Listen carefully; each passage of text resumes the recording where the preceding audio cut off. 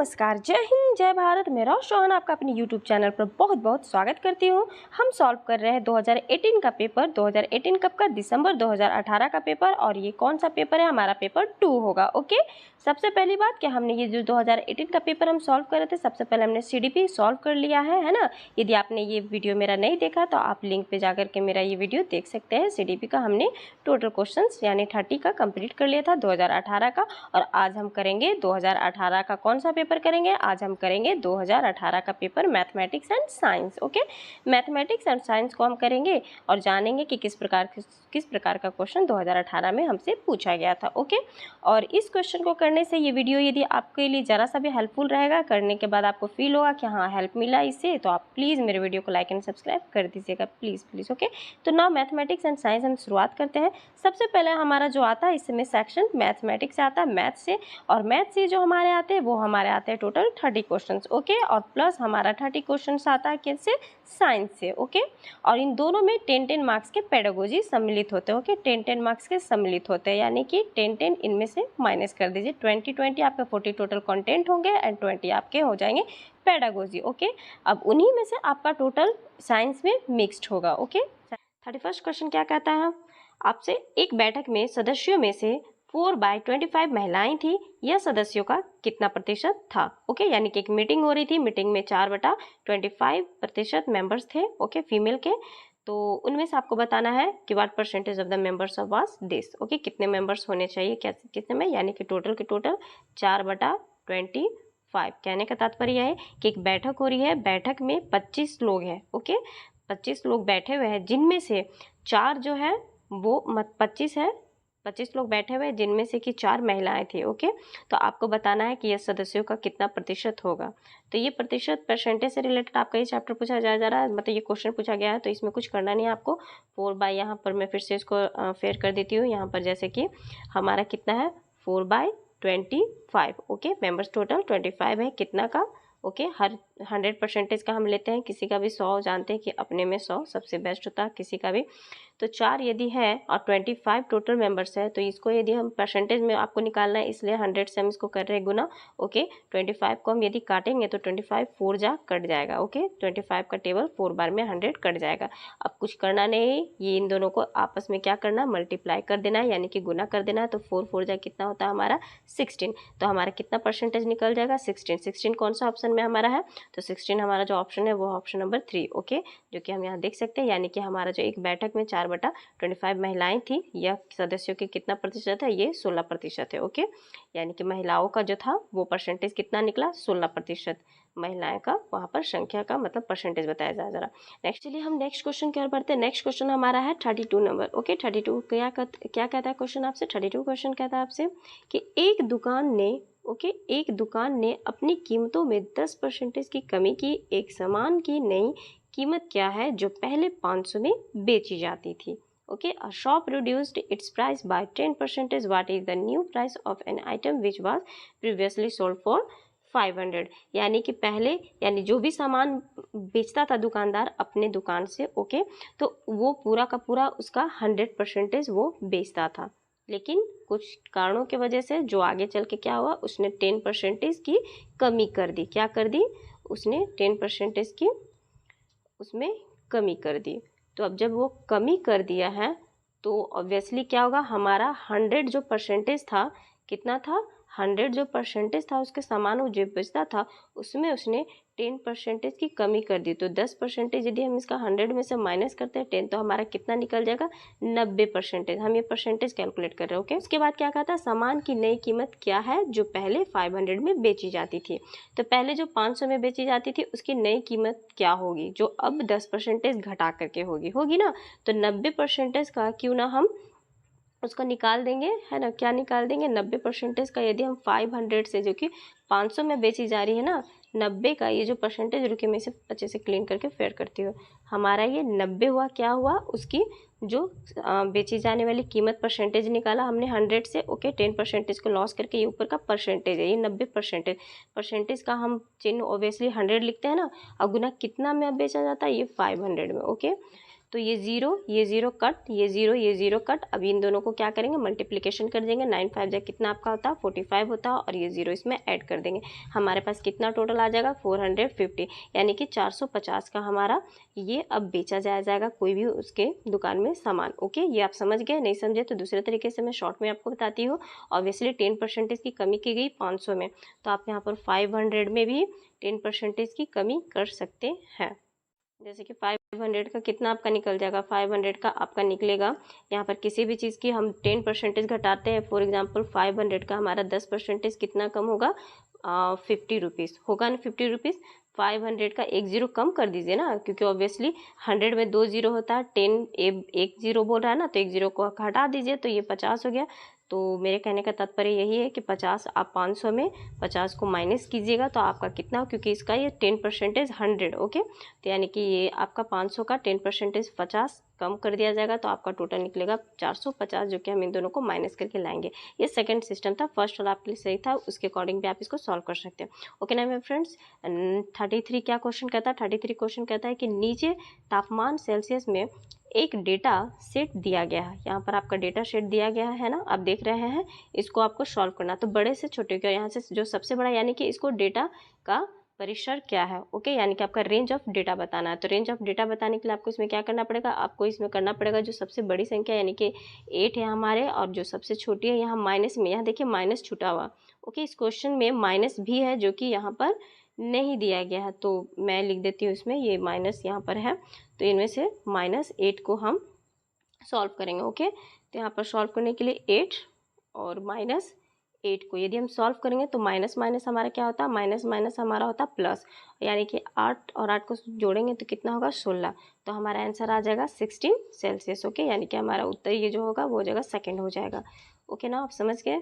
तो फ्रेंड्स, यदि मैं इस हर क्वेश्चन को सॉल्व करूंगी तो मुझे लगता है वक्त बहुत ज़्यादा लग जाएगा। टोटल क्वेश्चन 60 है, तो मैं सिर्फ आंसर बताना चाहूँगी। क्वेश्चंस के अकॉर्डिंग आप आंसर को मतलब मिला लीजिएगा, आंसर बिल्कुल सही होगा। ये आंसर शीट से सही आंसर है जो भी सीबीएसई ने जो दिया है, और एनसीईआरटी का। आपको यहाँ पर बस क्वेश्चन का आंसर मैं दे दूँ, आप इसको सॉल्व कर लीजिएगा। जैसे फॉर एग्जांपल यहाँ एक दिया है कि एक सिक्का 10 बार उछाला जाता है और परिणाम इस प्रकार अवलोकित किए जाते हैं। तो यहाँ पर देखिए सिक्का उछाला जा रहा है, जो कि एक तरफ हेड और एक तरफ टेल आता है। ओके, तो ये भी देखिए आपको क्वेश्चन 10 बार बोला जा रहा है, तो ऑब्वियसली इसमें आपको क्या पूछा जा रहा है, तो इसमें बोलता है चित्त प्राप्त करने की संभावना क्या होगी, यानी कि आपको गेटिंग हेड पूछ रहा है। तो यहाँ 1 2 3 4 5 6, यानी कि 6/10 हो जाएगा। 6 बार उछाला गया है और टोटल कितना था 10 बार, तो 6/10 को हम काटेंगे तो कितना होगा, 2 से भी यदि काटे तो 2 3 6 2 5 10, यानी कि 5/10 हमारा उत्तर हो जाएगा। ऑप्शन में देख लीजिएगा 5/10 कहाँ है,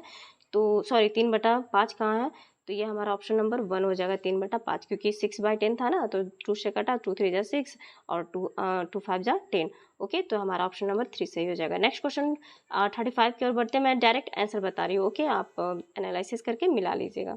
तो आ जाइए नेक्स्ट 35 क्वेश्चन के। और 35 क्वेश्चन हमसे क्या कहता है, 35 क्वेश्चन कहता है यहाँ पर आपसे संख्यात्मक व्यंजन, यानी कि यहाँ पर दिया गया आपको 3/7 7/8 और 25/56 ओके दिखाता है। तो इनमें बताइए आप क्या होगा। पहला नंबर परिमेय संख्या योग के अंतर्गत संवृत्त होती है, या फिर सेकंड ऑप्शन आपका कहता है परिमेय संख्या व्यवकलन के अंतर्गत संवृत्त होती है, या थर्ड आपका कहता है परिमेय संख्याएं गुणज के अंतर्गत संवृत्त होती है, या फिर आपका कहते हैं परिमेय संख्याएं विभाजन के अंतर्गत संवृत्त होती है। तो आपका जो सही जवाब हो जाएगा 35 क्वेश्चन नंबर का ऑप्शन नंबर 1 हो जाएगा। ओके, नेक्स्ट क्वेश्चन की ओर बढ़ते हैं। 36 क्वेश्चन क्या कहता है, 36 क्वेश्चन देखिए आपको क्या कहता है, 3D से रिलेटेड निम्नलिखित 3D आकृतियों में से किसमें शीर्षक मतलब शीर्ष नहीं होता है। ओके, तो which one of the following 3D shapes does not have a vertex. तो इसमें आपका कौन सा उत्तर हो जाएगा, वर्टेक्स किसमें नहीं आता है, ये आपको पूछा जा रहा है। तो ये आपका 36 का आपका सही जवाब हो जाएगा ऑप्शन नंबर 4, क्योंकि ऑब्वियसली गोला में तो कुछ होता नहीं, सर्कल होता है, सर्कल में कहीं से भी कोई वर्टेक्स है नहीं ना, तो कटकुट कुछ नहीं ना। ऑलरेडी जैसे कि हम अलग अलग देखते हैं, कोन में सब में अपना अपना वर्टेक्स, तो ये मतलब ओके। नाउ नेक्स्ट 37 क्वेश्चन की ओर बढ़ते हैं। 37 क्वेश्चन नंबर क्या कहता है आपसे, 37 कहता है कि यदि आपका 5/7 या फिर 5 इसको मतलब 4 का 5/7 और फिर 5/7 का यहाँ पर जब 5x2 यहाँ पर 3 आपका दिया हुआ क्यूब और यहाँ पर 4 का, तो इनको आपको सॉल्व करना। ओके, ये सॉल्व से रिलेटेड क्वेश्चन, ये आपको सॉल्व करना पड़ेगा। तो इसे आप सॉल्व कीजिएगा। सॉल्व करने के बाद आपको आंसर क्या प्राप्त होगा, आपको आंसर आना चाहिए सॉल्व करने से ऑप्शन नंबर 3 आना चाहिए, 3/5 आना चाहिए। नेक्स्ट क्वेश्चन 38 की ओर आता है। 38 देखिए, फिर इसे भी आपको समझना पड़ेगा। देखना, मानिए कि a/c 3 परिमेय संख्या क्या है, परिमेय संख्या है, जहां a का क्या मान्य दिया हुआ है 3/5, ओके, b का क्या है 2/3 और c का क्या है 5/6। तो निम्नलिखित में से कौन सा सत्य होगा वो आपको बताना है। ओके, तो यहाँ पर a b c 3 rational number दिया हुआ है। a आपका यहाँ पर 3/5 और 2/3 एंड c दिया हुआ आपका 5/6। तो which one of the following is true, ये आपको बताना। ऑप्शन 1 2 3 4 क्या होगा इसमें, 38 का जो सही जवाब हो जाएगा वो हो जाएगा आपका ऑप्शन नंबर 3। ओके, 3 के साथ हम जाएंगे। नेक्स्ट क्वेश्चन आ जाइए 39 नंबर। 39 क्या कहता है आपसे, ज्यामिति निरूपण, ओके, जो पूरे और उसके अंश से भिन्न संबंध दिखता है उसे हम क्या कहते हैं। A geometrical response representations showing the relationship between a whole and its parties, तो क्या कहेंगे उसको। 1 2 3 4 ऑप्शन आप देखिए, इनमें से जो सही जवाब के साथ हम जाएंगे उन्हें कहा जाता है पाई चार्ट। ओके, यानी कि पाई चार्ट के साथ हम जाएंगे, ये हमारा सही जवाब है। 40 क्वेश्चन देखिए कि यदि q एक प्राकृतिक संख्या है तो p का वर्ग है। ओके, तो बताइए p है क्या है। यहाँ पर आपके ऑप्शन दिया हुआ है 1 2 3 4, आपको बताना है इनमें से क्या होगा। तो बताइए क्या होगा, वो होगा आपका ऑप्शन नंबर 2। ओके, q का वर्गमूल। ओके, नाउ नेक्स्ट क्वेश्चन 41 क्या कहता है। 41 आपका देखिए अंडर रूट यहाँ पर क्वेश्चन दिया गया है, इनको सॉल्व करके इनका मान बताना है। ओके, वैल्यू पुट करना है। तो जो वैल्यू पुट होगा वो हो जाएगा आपका option number 2। Okay, option number 2 यहाँ पर कितना आएगा, आंसर आपका आएगा 10। ठीक है, इन सबको पुट करने पे 10 आ जाएगा। ये भी थोड़ा इजी है, मतलब थोड़ा स्क्वायर रूट के अंडर में ये भी थोड़ा सा आप इसको कंसेप्ट बढ़ाइएगा तो ये भी बन जाएगा। 42 क्वेश्चन क्या बढ़ते हैं, देखिए 42 क्वेश्चन क्या कहता है। यहाँ कर आपके एक पार्क में 784 पौधे व्यवस्थित किए जाते हैं ताकि पंक्ति में पौधे की संख्या क्या है, पंक्तियों की संख्या के समान ही हो। तो प्रत्येक पंक्ति में पौधे की संख्या क्या होगी। ओके, तो 42 का क्वेश्चन का जो सही जवाब हो जाएगा वो हो जाएगा ऑप्शन नंबर 2, वो होगा 28। कितना होगा, 28 होगी। ओके, नाउ नेक्स्ट क्वेश्चन की ओर बढ़ते हैं। नेक्स्ट क्वेश्चन हमसे क्या कहता है, 43 क्वेश्चन की ओर आ जाइए। 43 क्वेश्चन आपका कहता है कि यदि दो राशियां x और y, ठीक है, एक दूसरे के व्युक्त क्रम रूप में घटते बढ़ते हैं तो निम्नलिखित में से कौन सा सत्य होगा वो बताना है। ठीक है, सबसे पहला ऑप्शन, दूसरा, थर्ड एंड फोर्थ।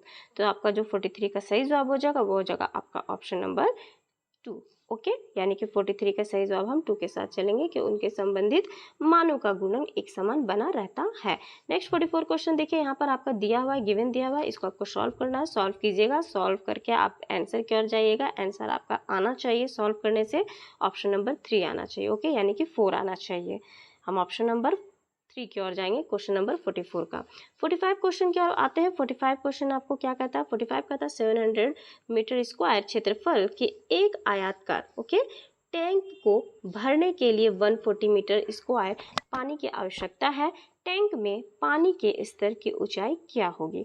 तो क्या होगी टैंक में पानी की ऊंचाई, वो होगी आपकी ऑप्शन नंबर 2, यानी कि 20 सेंटीमीटर होगा। ओके, नेक्स्ट क्वेश्चन 46 की ओर बढ़ते हैं। 46 देखिए आपसे क्या कहता है। 46 कहता निम्नलिखित में से मुद्रा के योग का कौशल पढ़ाने के लिए सबसे उपयुक्त रणनीति कौन सी होगी। तो बताइए कौन सी होगी, वो होगी आपकी रोल प्ले, क्योंकि रोल प्ले सबसे बेस्ट है ना। उससे बताइए क्या होगा, ये आपका पेडागोजिकल क्वेश्चन पूछ रहा है। नेक्स्ट 47 क्वेश्चन की ओर बढ़ते हैं। 47 क्वेश्चन हमसे क्या कहता है, 47 क्वेश्चन नंबर कहता है कि अपनी कक्षा में गुणा की अवधारणा को पढ़ाने के बाद, ओके, एक शिक्षक ने अपने बच्चों से 48 को 4 से गुना करने के लिए कहा। आप अपने क्लास में पढ़ा रहे हो, बच्चों को कहा कि आपने 48 में 4 से गुना करके बताओ क्या होगा।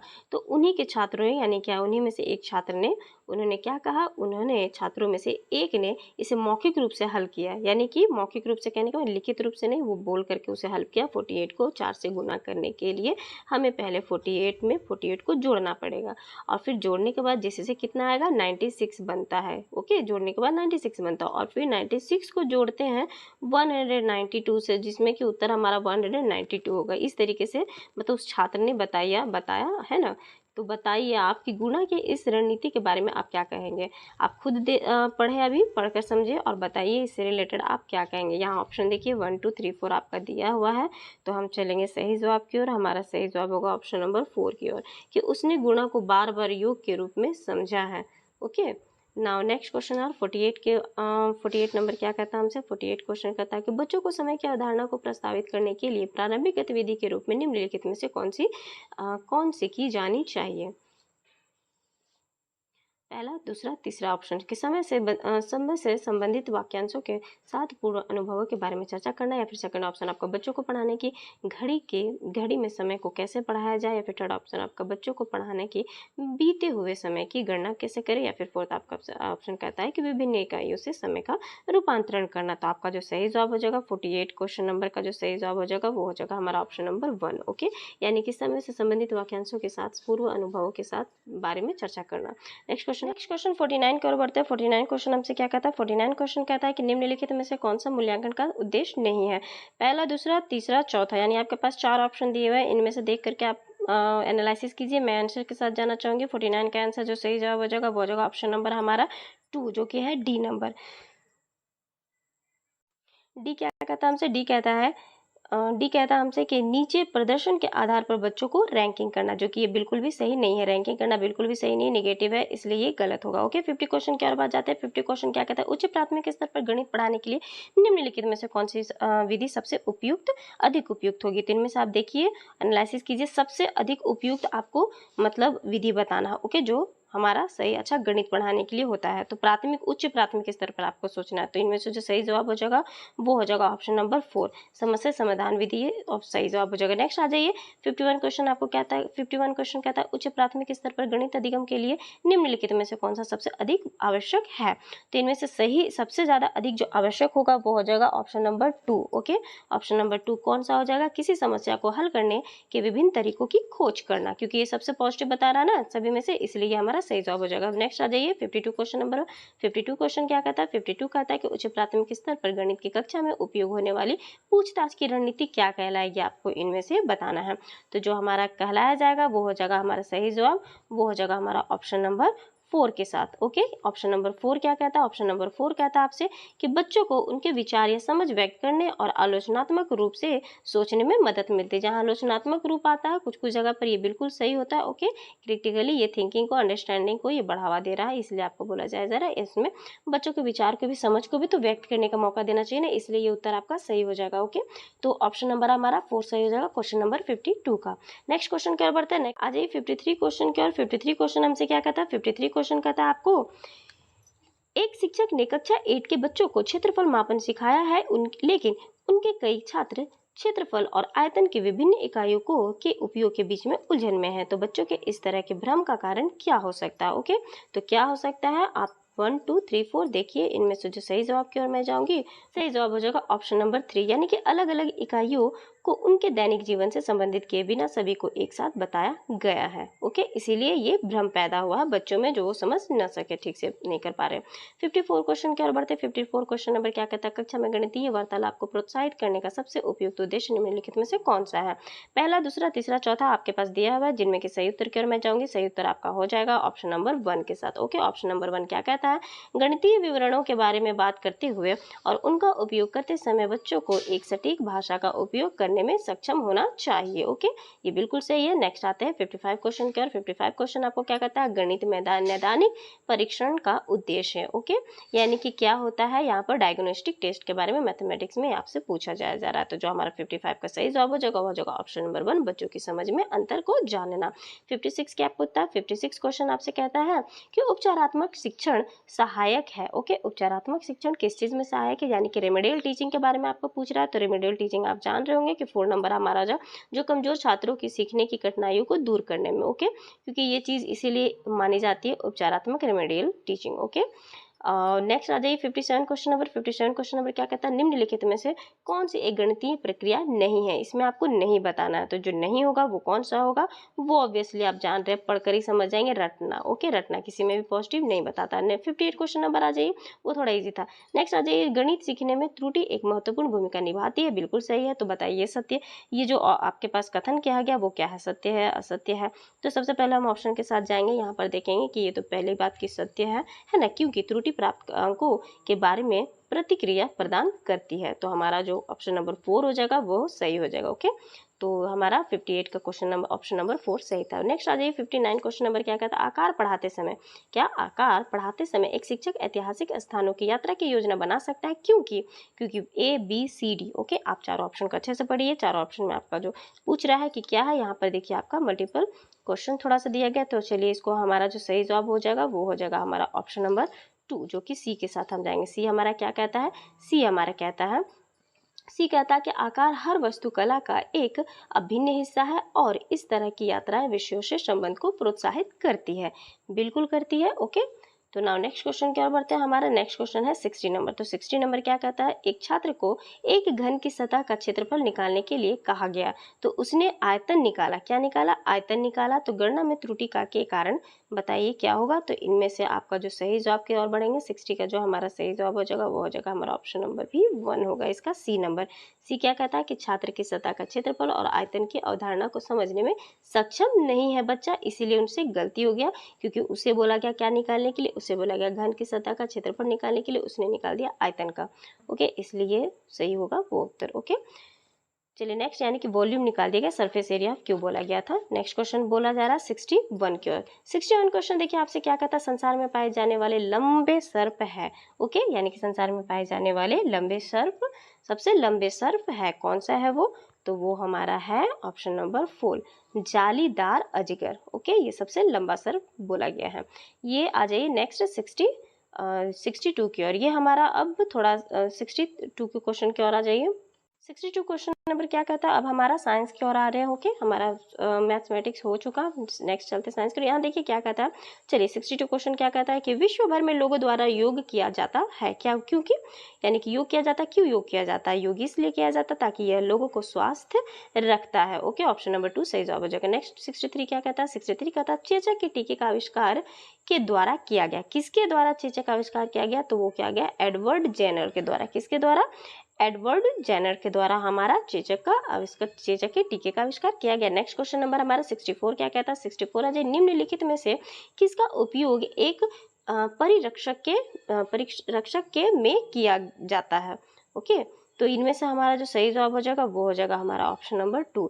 64 का जो हमारा सही जवाब था वो था ऑप्शन नंबर 2 और वो था sodium benzoate. Okay, next question 65 की ओर। 65 कहता है यीस्ट का उपयोग ब्लैंक के उत्पाद में किया जाता है। ओके, जिन्हें इंग्लिश में कहते हैं yeast is the use for the production of, किस चीज के लिए, तो ये होता है हमारा ऑप्शन नंबर 1 के साथ, ये होता है अल्कोहल के साथ। ओके, यानी कि अल्कोहल के साथ हमारा ये उत्पाद में यानी कि यीस्ट का उपयोग किया जाता है। नेक्स्ट क्वेश्चन हमारा 66 की ओर बढ़ते हैं। 66 क्या कहता है, 66 कहता है आपका कि माइटोकॉन्ड्रिया जो होता है एटीपी, ओके, एटीपी होता है जो राइबोसोम, तो वो क्या होता है। ओके, उसके बाद क्या होगा वो, तो इसका जो सही जवाब हो जाएगा वो हो जाएगा ऑप्शन नंबर 3, वो हो जाएगा हमारा ऑप्शन नंबर 3 के साथ, जो कि प्रोटीन होगा। क्या होगा, प्रोटीन। ओके, क्वेश्चन क्या कहता है हमारा 67 क्या आ जाए, 67 कहता है यदि एक सरल लोलक की आवृत्ति 2 हर्ट्ज हो 16 सेकेंड में कितने दोलन पूरे करेगा। तो ये कितने पूरे करेगा, ये करेगा आपका ऑप्शन नंबर, हम चलेंगे 67 क्वेश्चन का सही जवाब हमारा हो जाएगा ऑप्शन नंबर 3 के साथ, ये 32 करेगा। ओके, कंप्लीट कितना होगा 32। नेक्स्ट 68 क्या रहता है,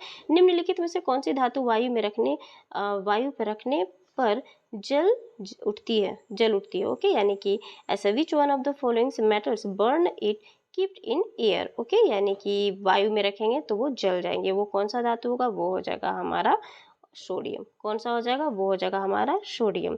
नेक्स्ट क्वेश्चन कर बढ़ते हैं। नेक्स्ट क्वेश्चन हमारा 69 है। 69 कहता है मैग्नीशियम हाइड्रोक्साइड, ओके, यानी कि MgOH2 का उपयोग ब्लैंक के रूप में किया जाता है। किस चीज़ के रूप में किया जाता है, यहाँ भी दिया गया आपका कि मैग्नीशियम हाइड्रोक्साइड यानी कि MgOH2 is used for what, वो होता है आपके लिए ऑप्शन नंबर प्रति अम्ल, जिन्हें हम कहते हैं anti acid. Okay, next question क्या बढ़ते हैं 70 नंबर। 70 क्वेश्चन क्या कहता है निम्नलिखित में से कौन सी गैर पॉप की ध्वनि के साथ जलती है।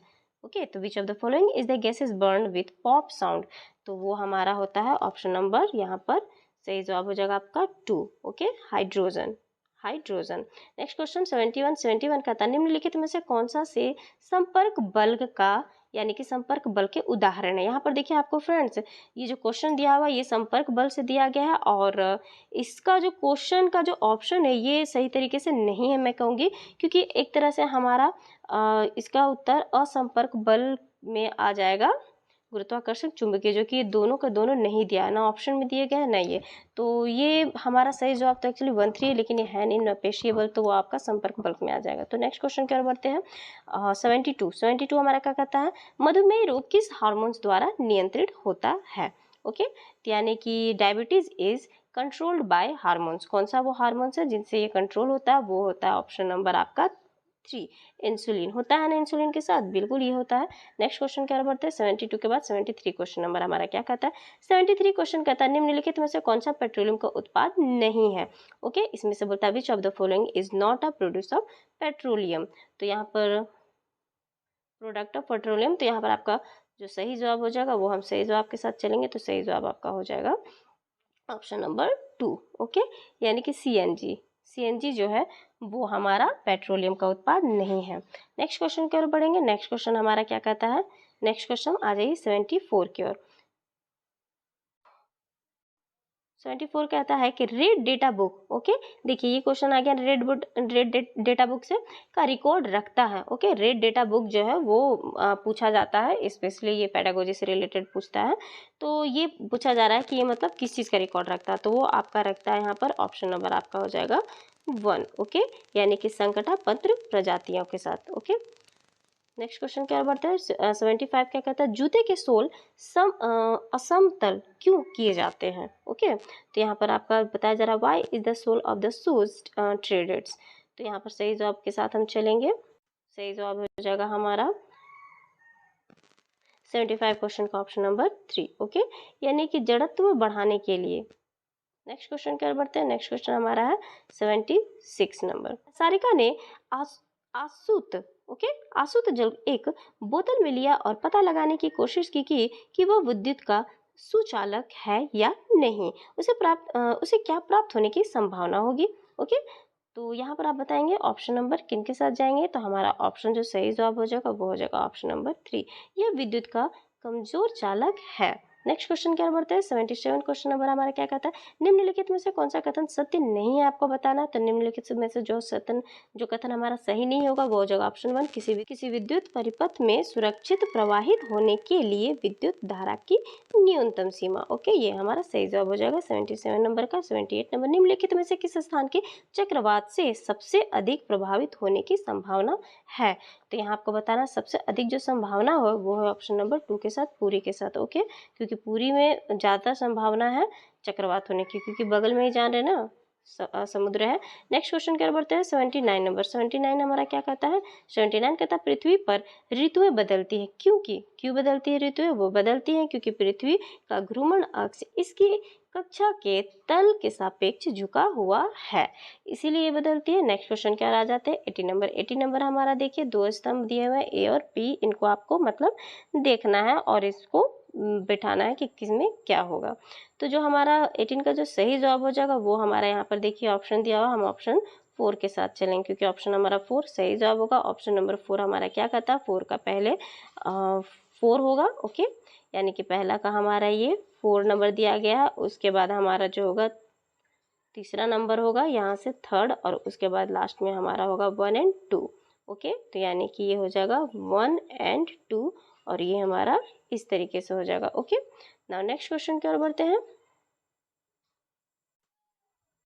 विज्ञान में रचनात्मक आकलन क्यों महत्वपूर्ण होता है, ये आपको बताना है क्यों महत्वपूर्ण होता है। Why is the formative assignment important in science.